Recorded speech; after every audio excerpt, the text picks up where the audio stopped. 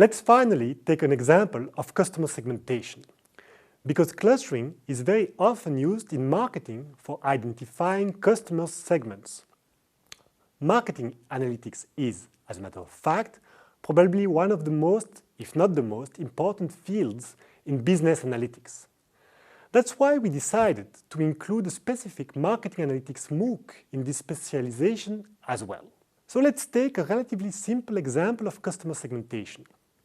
In all the previous examples, we've mainly discussed how to identify different groups. We didn't really assess whether all those groups were really different.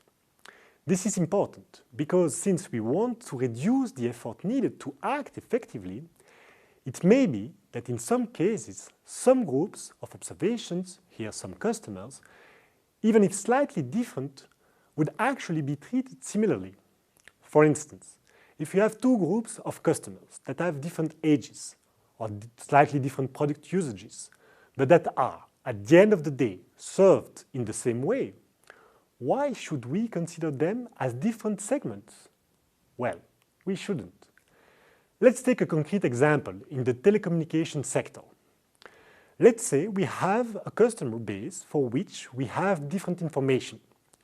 For each customer, we know the average monthly national call time, the time spent in international calls, the number of text messages sent, the data used, and the age of the customer. We first need to normalize the variables again.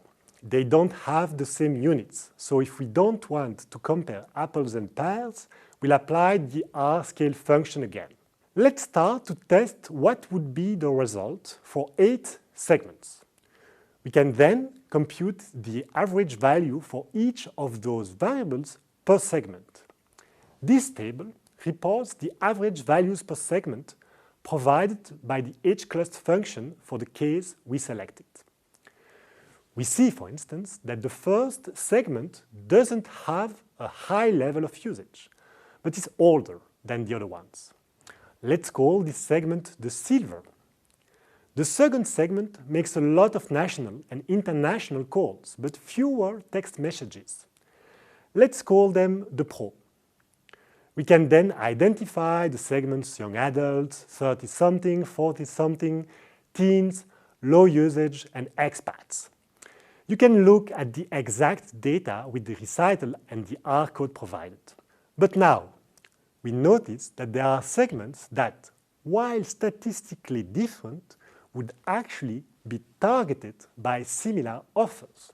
For instance, the young adults and the teens clearly have similar usages, with fewer calls but a lot of text messages and data.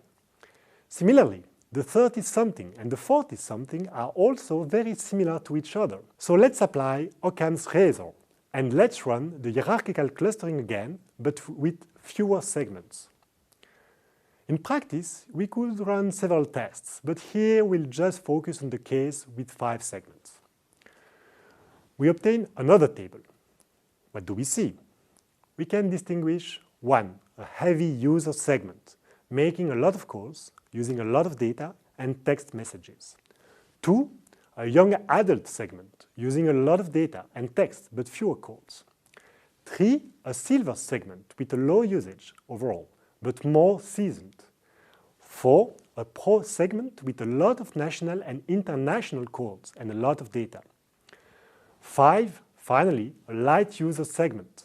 We created groups of similar customers to serve them efficiently.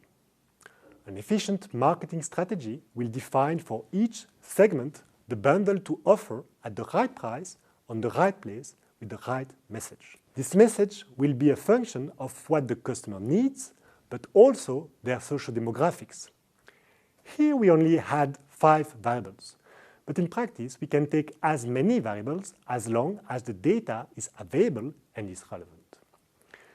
We can also try to find a more visual representation than a table. You can use the many visualization libraries that are available in R, such as one providing a radar chart, for instance.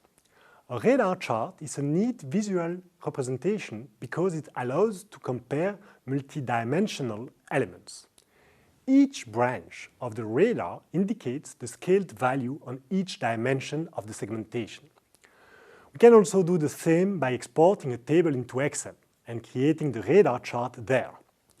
Actually, that's what I would do in practice, because I suppose you'll agree that R rarely produces pixel-perfect figures that can directly be showed to an external audience. At the end of the day, you want to make a presentation that is beautiful. It doesn't matter if it's done in R or in something else.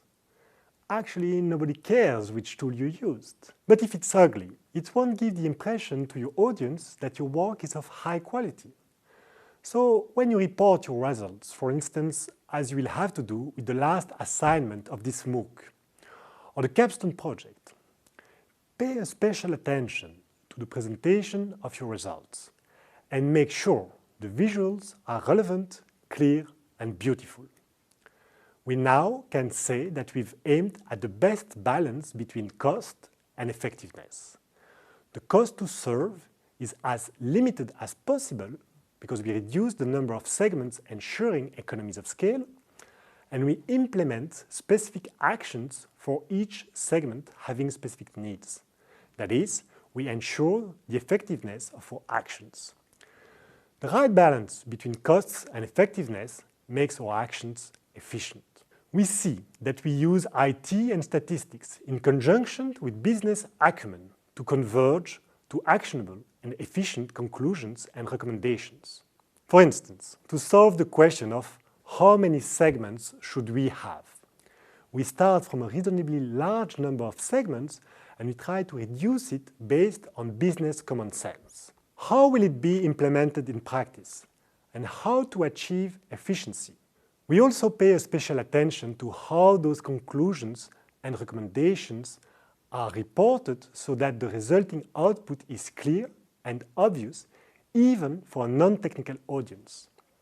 You will now have the opportunity to practice yourself thanks to the recital of the R script that will replicate the different examples we have discussed in this module.